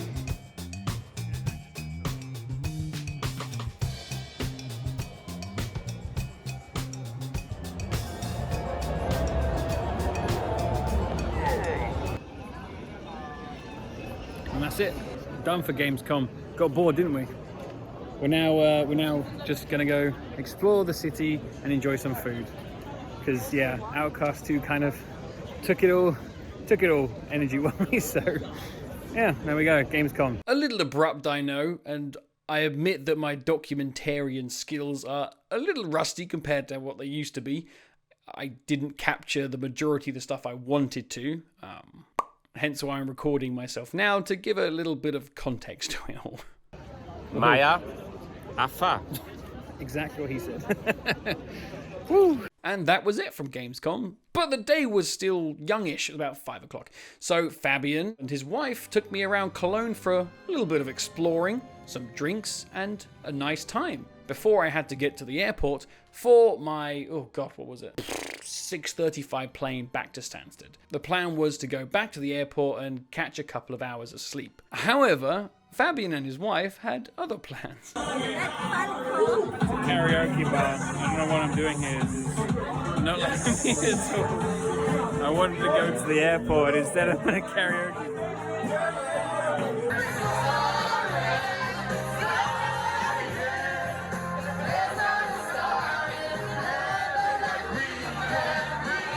I may have come across as a little grumpy in those clips, but I really did have a fun time there and it was a good laugh. But it did have to be cut short, as I did need to get to the other side of the city, to get to the train station, to get to the airport, to then get my flight.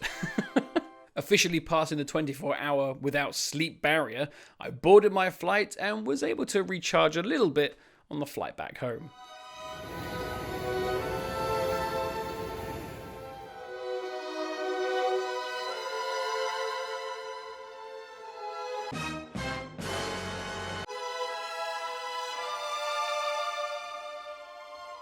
And that was my Gamescom trip to play Outcast 2. Yeah, and like I said, I did have plans to come back with buckets full of content. I guess I just got caught up in it all and sadly missed a lot of opportunities to record some stuff. I met several of Appeal's developers who are so lovely and welcoming, and while in the past I have wondered if some of my breakdown videos have maybe spoiled some stuff and have annoyed the development team, but no, apparently they find the videos quite fun, so that gave me a nice motivational boost. I do still have some thoughts about the demo I played, and it might be a video idea to do later on where I talk over the B-roll footage that we've been supplied. I had an absolute blast there in the Outcast booth and on the live stage, and especially playing the game. And I really can't wait to get my hands back on a controller and dive back into exploring Adelpha. So until then, have a lovely day, and I'll see you next time under the moons. See you later. This is the sign they had at the airport while you waited for your passport to be checked. Burger citizens kept me entertained whilst I was stressing about time. Hello, and welcome back to Under the Moons. It's been a while, but I'm back with something very special today. I've been given access to try out a very early version of an Outcast sequel. That's right, the one we've all been waiting for. And I'm very excited to show you guys this. I've been told that there's no menu screen. You just open it up and off it goes, kind of thing. So without further ado, let's just jump into it. I'm really excited. Let's flip and do this. And here we go. Wow, would you look at the size of those moons? Whew, this is something I've been waiting a long time to play, and I can say I am not disappointed. The graphics really are something to behold. Where are we? Somewhere snowy. Oh, it's the old village of Ranza. Well, that's fantastic to see again, isn't it? Look at that. It's been updated with all new models. Wow. Oh, there's the Gamor texture, and is that Zokrim? Let's have a talk. May the odds be with you, Ulukai. Excuse my friend who is standing at the Doka, but he couldn't tell you any more about the secret, since the AI is not very advanced and the only text box he has was full. Well, this is a bit weird, isn't it, guys? Are those curtains made of stone? Fascinating. This is almost as if it's a strange, unfinished project by a bunch of fans who have sort of figured out how to create a game themselves. Anyway, let's go over to our friend at the Doka. Welcome back to Ranza, Ulukai. I cannot believe you are back. Please do not go any further in this direction or you will fall out of the level. The thing to my left is a Doka. I think I don't have to explain how it works. I have no idea what voice I'm doing. Oh, and before I forget, this region has a secret. Ask other Talan about it. Okay, well, let's go figure out what is going on here and what the secret is to this region. Okay, so let's come clean. Clearly, this is not Outcast 2, A New Beginning. No, this is a very old sequel to Outcast made by fans all the way back in the day. I think in the early 2000s. This was done by the team of Open Outcast. And this was Gandar, I believe this was the title of this demo. And yeah, it was a bunch of fans got together and created a sequel to Outcast, knowing that the original sequel, A Lost Paradise, would not be making it to their screens. So yeah, we were able to explore this additional extended Ranza they've created with the new protagonist, Cubba Slade. Anyway, so in the spirit of April Fools, which is when this video will be published if you haven't seen it on the 1st, let's have a little explore of these old fan creations. Now, they did say there was a secret in this region, so let's have a talk to a couple more Talan and see what we got. You are looking for the secret of Ranza, no? The strange old Dolotai guard knows something about it. So he lives in the highest building here. Okay, well, oh, there he is. Yo, mate! Hey! Now, like Outcast, we can also collect several materials around the ground, and we're introduced to the lovely sound effect that will follow us around for the whole game. They've done a really nice job of recreating the UI with a nice little bit of an extended flare, really. I believe a compass is supposed to go there, but there's no compass. Right, let's talk to the cranky Dolotai Guardian. I have been waiting for you. I am glad you found me in the end. I'm not doing that voice. So, you're interested in the secret of this region. You will find what you're looking for in the hills behind the village. So, according to the Dolotai Guardian, there is a secret up in them hills. I feel like there's not going to be anything there. I'm starting to think that they just wanted me out of the village. I don't think there's going to be any secret up here at all, is there? Keep going, Cubba. Come on, Cubba, you got this. I think I have memories of playing this like 10 years ago and also not finding a secret then. Oh, they've modeled some Twanha. That's pretty cool. Well, this is interesting. This is the last thing I thought would be given the most life in this demo was some Twanha. Look at it. His lips are moving, the little weird nostril thing. Wow, fantastic. Well, whoever did the animation of Twanha, congratulations. That's fantastic. The real question is with the Twanha, is the texture fully complete? Nope. They chickened out. Right, let's check out the Doka and see where it takes us, which looks like it's going to be Shamazar, I'm guessing from the icon. Okay, I don't know what to take in first. The type of green, this guy. Oh look, it's a lovely plant down there. Oh, this is quite pleasant. We've got a lovely little commune here, and 2 Twanhars, and what looks like the wrist fields of Shamazar. Have you seen the Talan working in the fields? He has been working all day and night. Feyran's dictatorship really messed him up. Mate, you want to talk about looking messed up?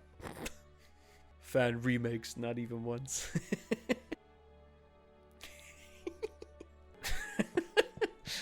Ah, nice moon, Lukai. My Twanhars are the best there is. They are used at hard work in the fields. Okay, so there seems to be a bit more of a sort of in-world dialogue going on here, as Ranzar was very breaking the fourth wall. Well, let's see if that trend continues with our friend in the Wristfield, who is working hard all day and all night. Oh no, Feyran. It is not I'm lazy. I simply don't have a wrist Picking animation. Ah, they broke the fourth wall again. All right, let's check out the last part of the demo, which has a walking Talan. That's a first. Hello, Lukai. I know where you should go. Just aim for high ground after leaving my warehouse. Can't you see I'm busy getting nowhere? Okay. We got another task of go in this distant direction. I feel there's nothing, because there's not going to be anything over there, is there? Come on, cover! Get up those flipping hills. I am Zulukai, fear me. Well, I spent way too much time trying to go over those hills, so let's just leave, shall we? That was a very interesting look at one of the fan games by Open Outcast, called Gandar. It was not the first attempt at a fan sequel. There was one before. However, it only exists in screenshots. No gameplay, sadly. But I must admit, even though this is very ugly looking, and I think voxels have somehow lasted the test of time better than whatever the hell's going on with this place. But there's clearly a lot of passion that's gone on with this fan game. That Twanhar animation, there's the music in the background for the 2 different regions have been really interesting to listen to. Clearly inspired by Lenny Moore's works from the original Outcast. And I do love this just weird noise every time you collect something. Blah, blah. However, this was not the only playable release of a fan sequel to Outcast, because Open Outcast again moved their production over to the CryEngine and got work on the next demo.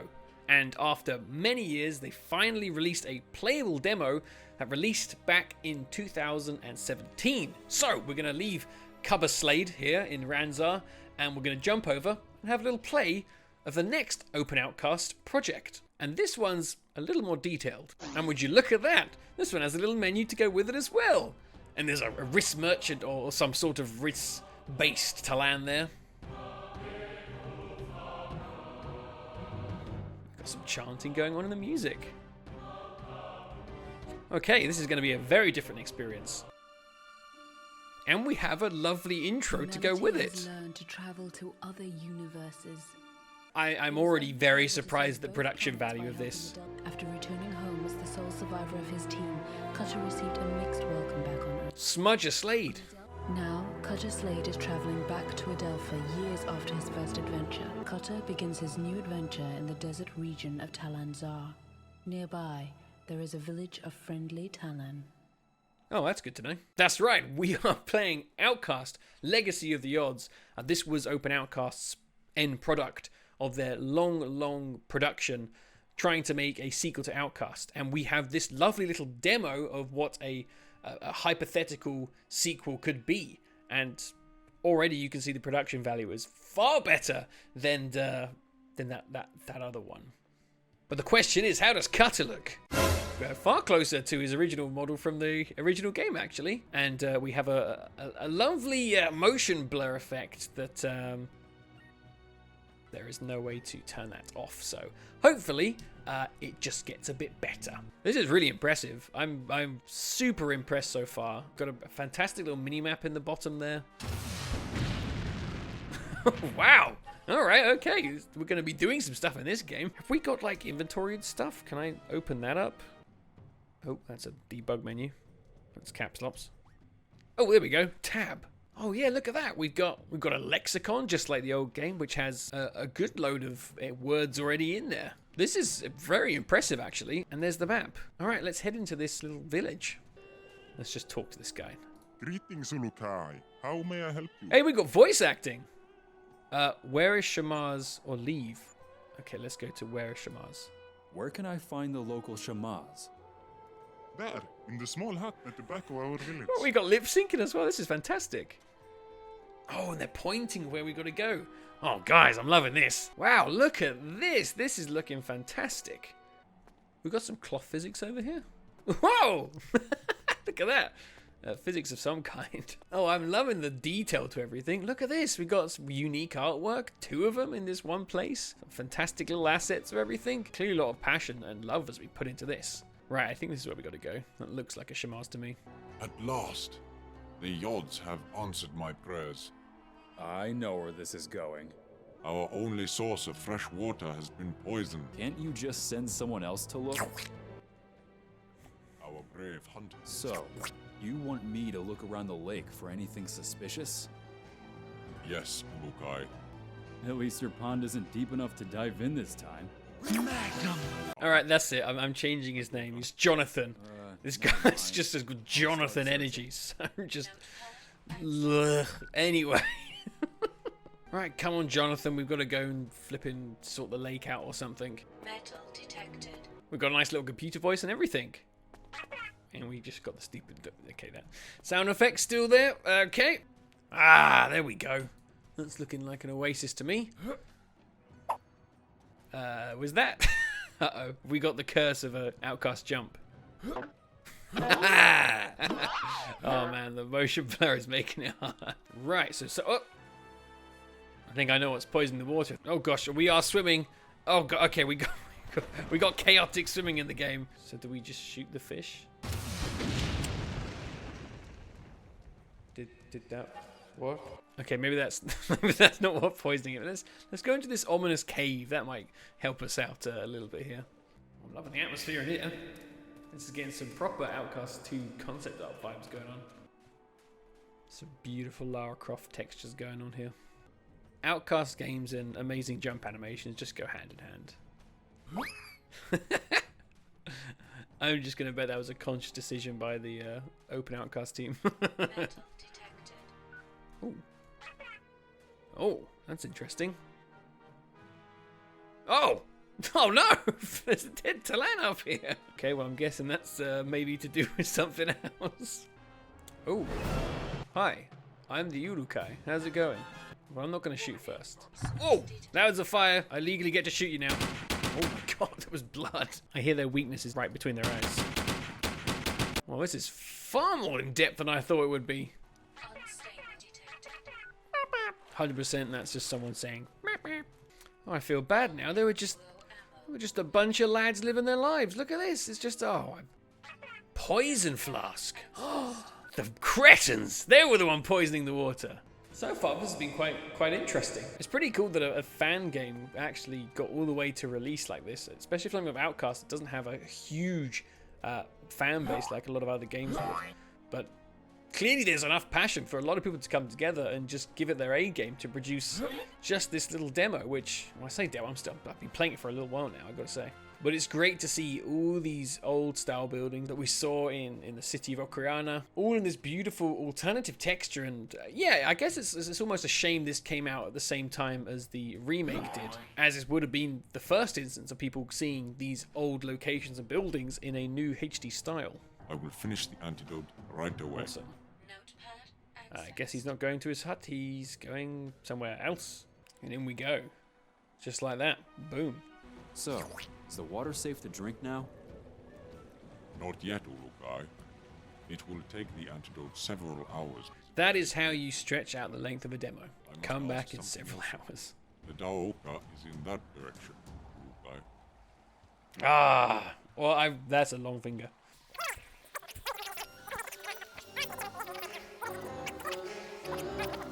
Okay, I like the fact that it's got voice acting, but could you just speed up the voice acting? There is a lot of walking. Oh, okay, this is looking promising. Any Doka? Oh, there we go. All right, let's have a look at their version of a Doka. The notepad was accessed. Wow, look at that. All right, Jonathan, let's go to Okriana. Ooh. All right, so, ooh, okay, this is a very different landscape. Wow. Oh, wow.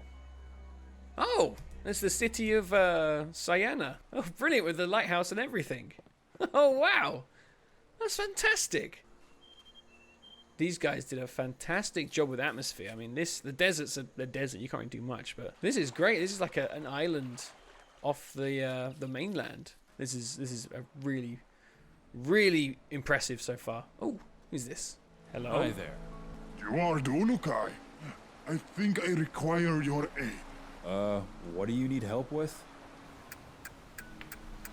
I was sent to the... For goodness sake. Well, that was an interaction. Let's go talk to what I believe is the main man who we've been sent here to talk to. Get off this island. This is my island. Go find your own. Hold on a second. At least tell me where I am. Here we go. I just told you. You are on my island. Now leave. Oh, is that it? We're just gonna leave? You are still here. Oh, okay. We just have to bug him some more. Look, if you take me to Sayana, I'll get off your island forever. If I hit you on the head with my oar, then you get off my island forever. This guy's a grump. Anything I can do. Oh, hello. Ulukai, the face soldiers have attacked the island. What? All right, let's move out. That was kind of cool for him to walk up mid-conversation. Okay, apparently the soldiers... Oh, the soldiers are right through the Doka. How do I get down? Round and down the... Okay, we go this way? Okay, this way. See you in hell. There we go. Oh, he's still alive. Oh my god, the blood. Alright, let's see if that's changed the mind of our grumpy boatsman. I killed the soldiers.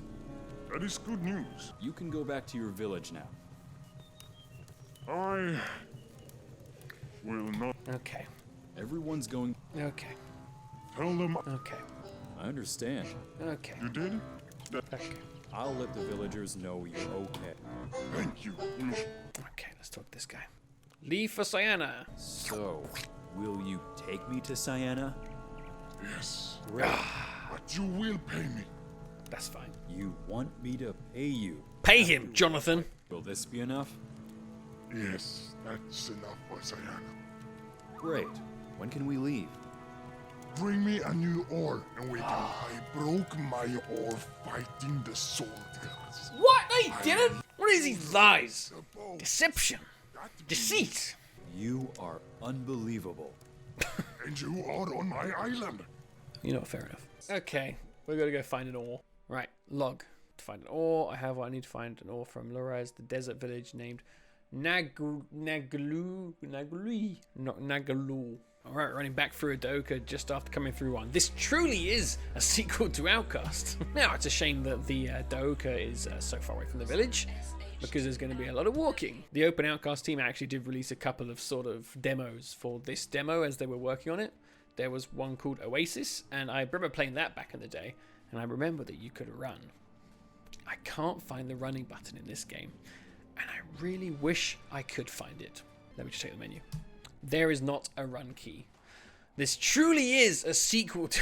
Are you Nugalulu? Boink. Thank you very much for pointing me in the right direction again. Is it this guy? Can we just steal the ore? I'm going to steal the ore. This is not... Ah. Yeah, let's see if we can just steal...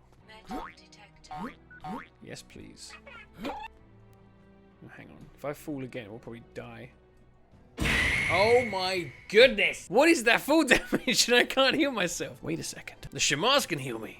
It's going to chase me around. Oh, there we go. Look at that. Just like the old version. It comes after you. That's fantastic. Thank you very much. Are you Nagalulu? Hello, Lukai. Alright, let's take it off his wall, which I'm guessing is in here somewhere. Have we gone into the wrong house? Where is the ore? Is this even his house? New plan. We're just going to go to every house and see if one of them has an ore, because I don't know which one his house is. I assumed it was the one he was standing in front of. Alas, that does not seem to be the solution. Metal detected. Ah, there it is. Gotcha, little bastard. Okay, we have the ore. We're gonna go back and get in the freaking boat.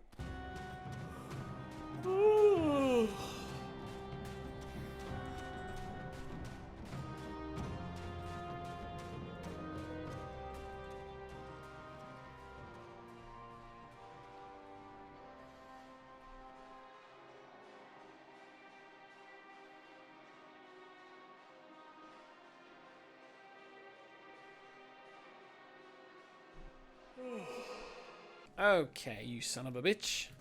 Got the ore. Here's your ore. Now, can we go, please? I will wait for you at the boat. Do not make me wait long. Great. Notepad Let's go. accessed. Okay, we're just gonna follow him down.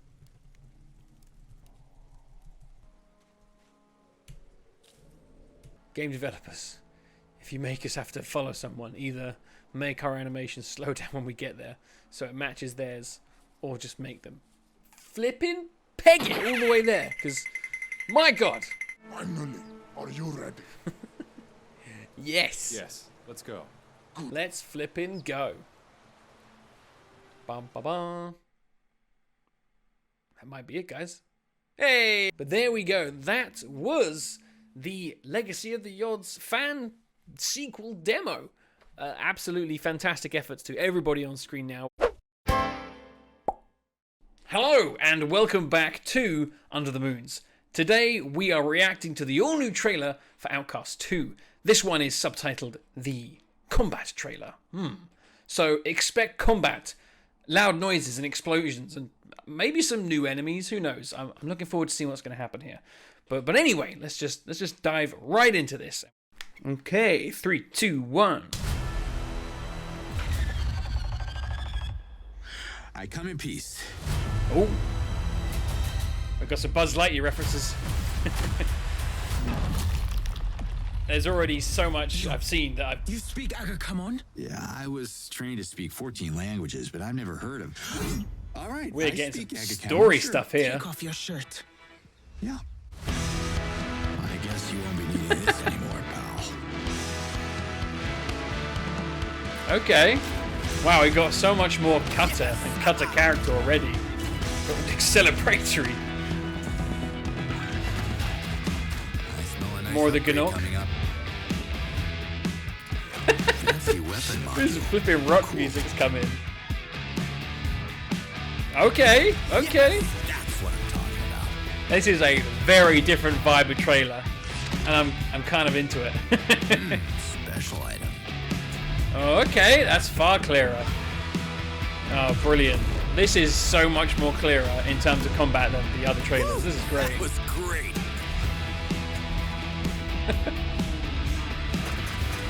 Oh, this is brilliant. We're seeing far more of just how everything's working.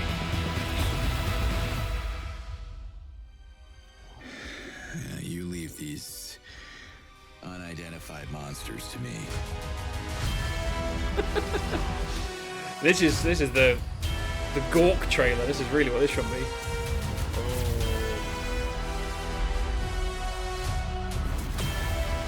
I'm just enjoying the music at this point. Oh, we got some flipping Cutter shoot up some talent there. There's a lot more going on here story-wise. Okay, interesting, interesting. Awesome. Anybody see that? Wow, okay, we got a lot more of Cutter in that one. My goodness, that's a hell of a lot more character beats than I thought we would get. Okay, give me 1 second. I'm going to line up the screen recording. So there was a lot, as usual, going on in this trailer that sort of passed me by as I was taking it in. I was taking one thing in at the beginning and completely missed talking about this shot here, where we seem to go into space. And there's some like massive gateways up in space that looks like it could be either Earth or something through that portal. Obviously, I have no idea what's going on. But damn, does that look cool. What is that about? Ooh, okay. We got some interesting stuff there. What do you think is going on in that one? Wow. I also like this interesting detail that Cutter's wearing the orange sweater, but without the symbol on it. I'm kind of wondering what the story beats are that are leading up to this encounter. With a female Talan, this is probably his first interaction. I'm guessing this is him just coming out of the temple in which he lands in. I don't know where the story is, again, beat by beat, but we're just trying to figure it out as the more information we get from these trailers. So I did wonder if we'd see any new enemies, and, well, there's something going on here. As you can see in this shot here, we have what looks like it's definitely not a robot, but it's in that WFA gear. So are we seeing humans on the planet? I mean, we are. Look at their fingers. Talan have 2 fingers. These guys have 5. So, yeah. This is the first confirmation that we will be going up against humans as well, I guess. Wow. Okay, this wasn't supposed to be a trailer breakdown. I probably won't be doing one for this trailer. But some pretty cool stuff. Like, the robot here has a flipping sword that he's got out. That's pretty cool. That's a new one. And I saw this shot, and I wasn't sure if it was us going up against Talan. I assumed it was, but maybe not. But also, I'm just looking outside. I think we're in space in this one. So this could be on inside of that weird ship or something that we saw. It looks like we're in a conference room or something. There's so many chairs. There's a lot going on here. So can we get a wider shot? Okay, so it looks like Cutter's still beating up robots here. So I'm assuming we weren't going up against Talan. We were just helping him. But we must be in one of the big WFA crafts here or something. This is definitely a conference room of some sort. This is awesome. So this is the shot I noticed where it looked like it was definitely a human under there with his flipping fleshy neck and everything. Look at that. So we truly are going up against a few more people here. And we get a lovely look at the volcano location, which we haven't really seen too much of, but hell. So there we are. This trailer was going for a very different vibe, maybe trying to broaden the audience appeal here, which is a fantastic idea. We got an updated Cutter in voice and look, I think. And yeah, I like it quite a bit. He's far more closer to his original self in the original game. We like the sass, and there was definitely some sass in this trailer. Keep on with the sass. And yeah, we saw up in space, we saw human antagonists. We got quite a bit out of this trailer for it being a combat one. It broadened the world quite a bit. And we saw a big part of the story where Cutter was meeting the female Talan for the first time, whose name escapes me, but it was the same one he was talking to on the comms in the B-roll footage. So, what did you think of that? That was great fun. There's a far more fun trailer. All the other ones before have been sort of like, wow, tell me more about this world, brilliant. But this felt more like a game trailer. Is that a weird thing to say?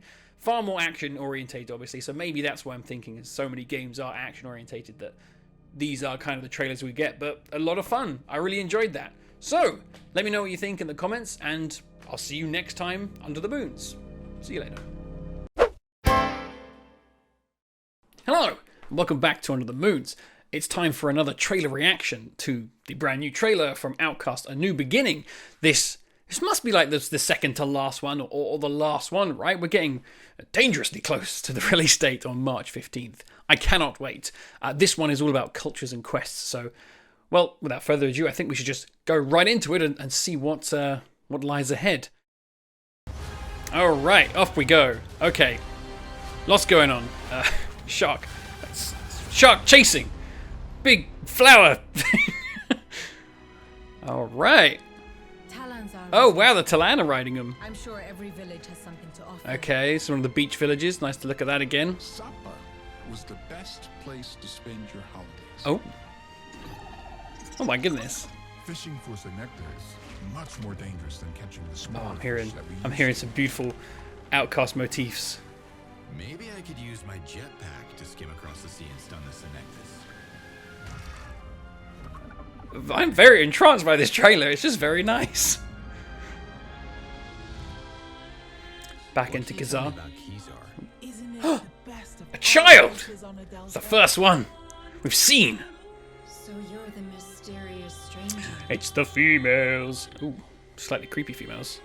So what's Polana about?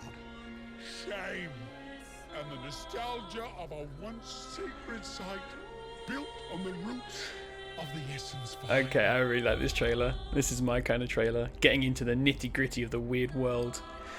What is going on? Many sacrifices to understand the true meaning of the Yod's message. Okay. It's showtime. Welcome to the Num Num race. This is lovely. I'm entranced. This is just showing how in depth the world is. Flippin' heck. Oh, there we go. Was that a bearded Talan? Or a human? What the hell? What?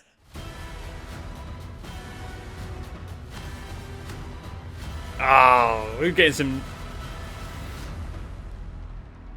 Okay. That was really nice. I really like that.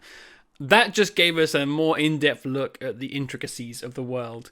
We got all the name drops of all the locations that we've been picking out of developer videos and trying to piece together what locations called what, so we've got confirmation of all those lovely ones there. Wow, I love that trailer. That was lovely. It was just pleasant, and it's one I'm going to watch a couple more times through just on my own because there's just so much lovely stuff there. Now, we're not going to do another trailer breakdown because frankly I don't have time, sadly, but let's have a closer look at a couple of things I saw. We have this really interesting thing here of what seems like a sacrifice being made. We have this Talan turning into PlayStation 2 menu.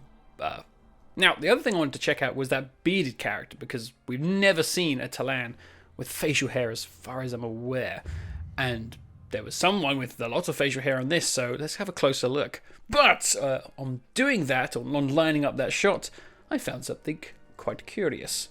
This shot here where we have people being shot at by a big enemy thing. If we go back a few frames there, you'll see that we have Cutter and some Talan, but we also have this character who is from the WFA there, and I don't think we can see a name badge, so that's interesting. I wonder who that could be. Now, she has a complexion that is similar to Marion, but this might be a completely different character. Probably best that it is, to be honest. Alright, so we have our freeze frame. And I think that is a Talan, right? He's got a hat on, so it's harder to tell. He could just be an emaciated human, but I doubt it. I think that is a Talan. In fact, can we go a couple of frames later and zoom in on his fingers? Because that is how you tell. He's a Talan. Okay, so Talan can grow facial hair. Okay, ignore me. I just completely forgot about the merchants in the first Outcast. They can have facial hair. Okay, well, that trailer really showed us what we can do in the larger world of this location and all its sub-locations. Fantastic. There was a couple more creatures shown in this one. A child Talan, that was a first. So that's the very first child Talan we have ever seen. This might be one of my favorite trailers, to be honest. And it didn't get me as you saw, like crazy reactions like the first or second one did. But I love Outcast because of the world, of the culture, and all this fun stuff. And this really showed that this game's going to be packed full of stuff. And it really shows that developers are just as invested in the world as someone like myself. So there we go. What did you think of that trailer? Did you enjoy it as much as I did? How many times will you be watching it through? Yeah, let me know in the comments. So thank you all for watching. I assume you'll be seeing my face sooner rather than later, as yes, we're getting very close to March 15th. But anyway, thank you all for watching, and I'll see you next time Under the Moons. See you later. Hello and welcome to Under the Moons. So, what exactly is Outcast: A New Beginning? You're here either because you've heard of it, seen it, or even played it. Whoa, fuck! Well, let's first get some context from the game's original title, Outcast 2: A New Beginning. That's right, it's a sequel. Now, this isn't exactly something like a Helldivers 2 situation where the original game came out a few years back and was a slightly different genre. See, the original Outcast was released all the way back at the end of the 20th century. Yet despite its old release date, Outcast established a combination of many leaps and bounds in the video game world.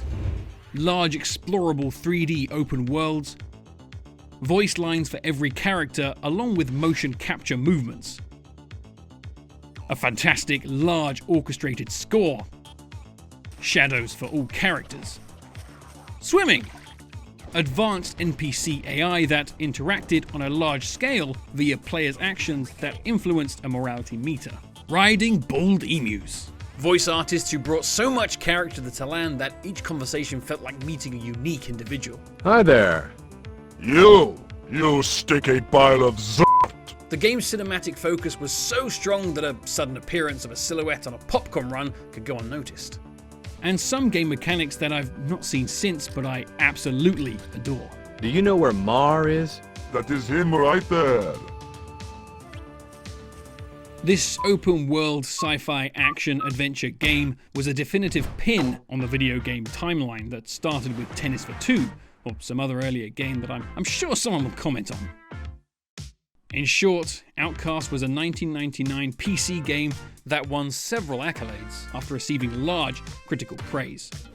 Due to its publisher, the series never went beyond the 90s, yet in 2014, the original creators of the game claimed back the rights and released it onto Steam, called Outcast 1.1.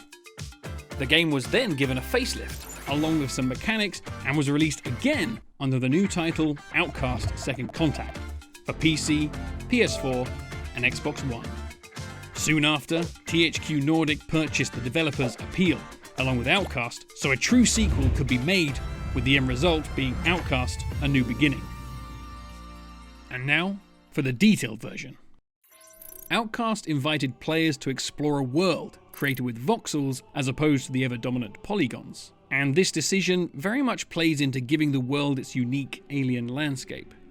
This world is called Adelpha, home to a large bipedal, slightly lizardish-looking species, the Talan, a civilization that binds the architectural styles of a Middle Eastern-esque Bronze Age with a religious identity of one attuned to nature, the planet, and the spirit of the world's gods, creatively called the Yods. Except this religion is not one based purely on faith. The spirit of Adelpha is visibly real. The biomes of Adelpha are as vast as Earth, with the Talan race making home in each corner of the planet. From lush pastures to snow-capped mountains, damp marshes and dry deserts, even lands akin to living on the rim of a volcano.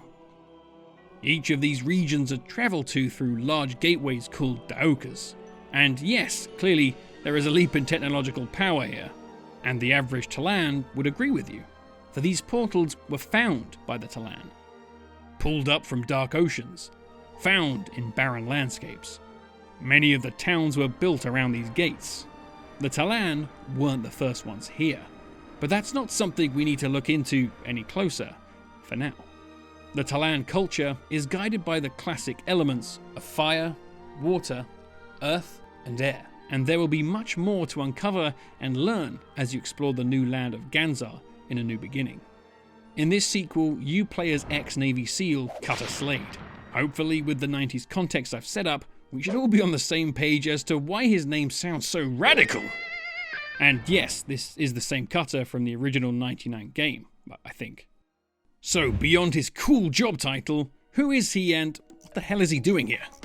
The story of Outcast starts with Cutter being transported to the Arctic, in which a mission to establish a portal to a parallel world has caved in on itself. A large, world-destroying wormhole has opened up, and if it's not closed, it will soon be large enough to consume the planet. Cutter is assigned as security chaperone for the 3 scientists set on travelling through this wormhole to fix the problem. A problem caused when the first contact probe sent through was destroyed by an aggressive acting native. With the 2 lead scientists transporting before Cutter and the third to be sent through after, he soon wakes up on a firm yet large bed. No scientists in sight, just one terrifyingly large, lizard-looking chap, and a peculiar symbol on his chest.